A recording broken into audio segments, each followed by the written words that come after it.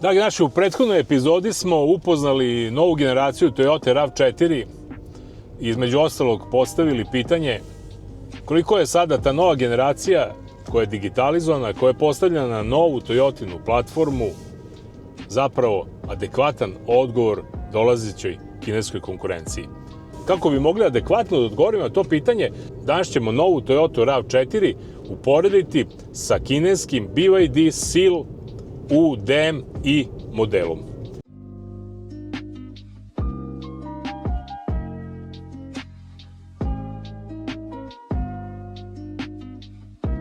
Toyota RAV4 je dugačka 4,6 metara, BYD Seal je dugačak 4,77 metara, jedan i drugi imaju pogon na sva 4 točka i raspolažu sa izuzetno mnogo snage. Toyota RAV4 plug-in hibrid ostvaruje sistemskih 309 konjskih snaga, dok BYD Seal plug-in hibrid ima čak 324 konjske snage. Razlika je u osnovnoj motorizaciji, onoj benzinskoj. Toyota raspolaže nama dobro poznatim, proverenim, moćnim 2,5 litarskim četvorocilindarskim benzincom po Atkinson principu, dok je u BYD Sealu ona, da kažemo, kineska klasika 1,5 litarski turbo benzinac.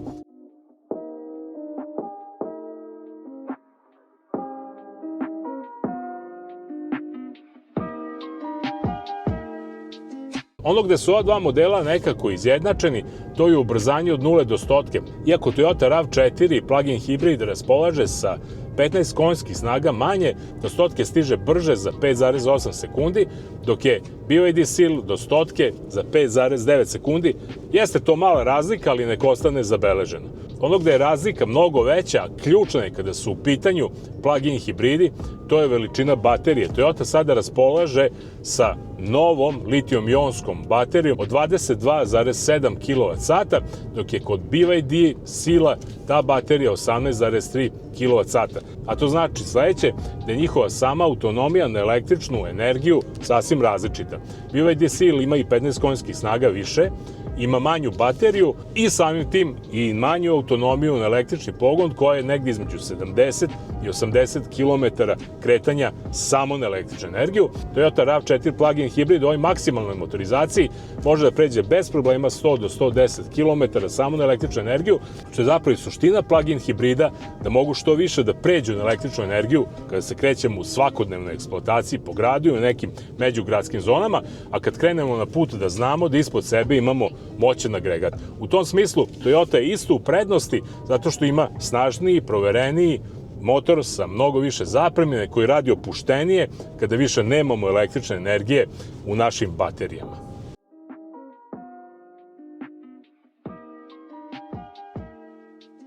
Što se tiče spoljašnjosti, nekako sada su počeli da liče jedan na drugog, međutim, nekako bi ja sada tu dao Toyoti prednost iz prostog razloga zato što je sada ona stigla kao novo dizajnirana, prilagođena je oku evropskog kupca i po svemu je nekako dopadljivija. BYD Seal raspolaže onim klasičnim kineskim dizajnom koji je već pomalo prevaziđen i koji smo se navikli.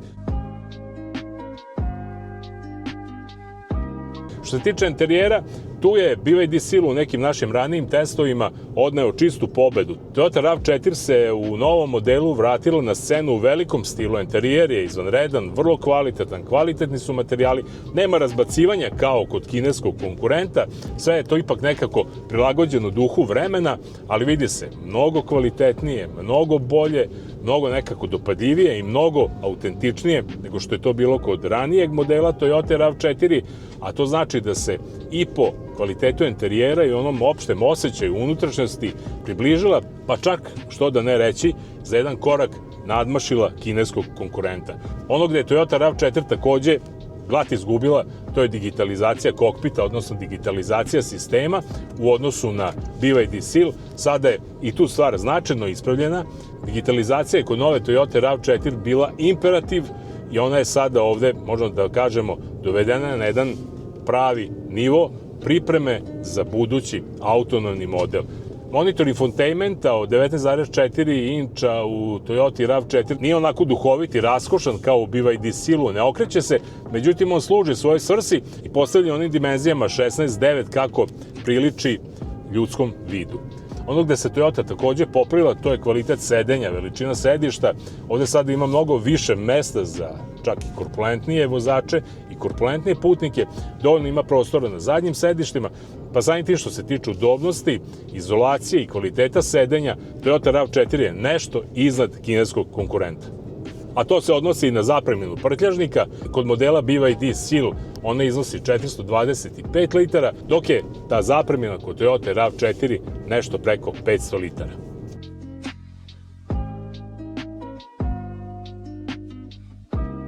Jedan i drugi model su teški oko 2 tone i to je jedan od limitirajućih faktora. Prosečna potrošnja kod Toyota plug-in hibrid u ovoj maksimalno motoriziranoj verziji u gradskim uslovima kada nam radi električni motor je ravna nuli, isto kao i kod BYD-a. Ako krenemo nešto duži put, ta potrošnja između 3 i 5 litara benzina na 100 pređenih kilometara i kod jednog i kod drugog modela, tako da su u tom nekom smislu prilično ravnopravni.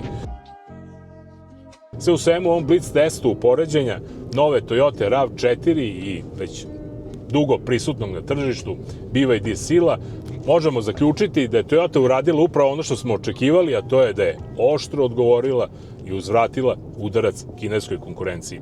Ono gde Toyota još uvijek zaostaje za kineskom konkurencijom, to je cena.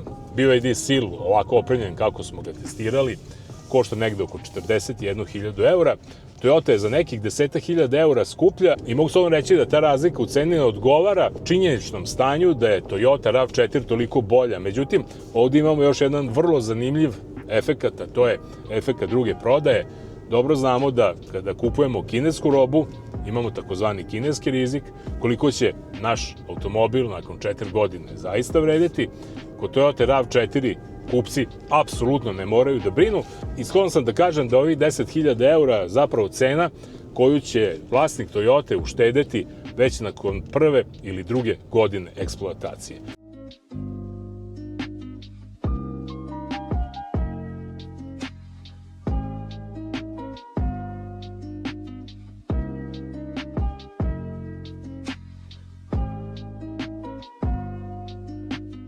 Tako da zapravo ostaje da vi, dragi vozači i gledaoci, razmislite šta zapravo želite. Da li želite automobil koji ima tradiciju, koji je stigao u potpuno obnovljenoj novoj konfiguraciji i koji košta nekih 20% više, ili želite da za nešto manje para dobijete to slično, ali da imate rizik druge prodaje, a u suštini da nešto malo i rizikujete sa svojim imidžom. Razmislite, probajte jedan i drugi, odlučite. Živjeli!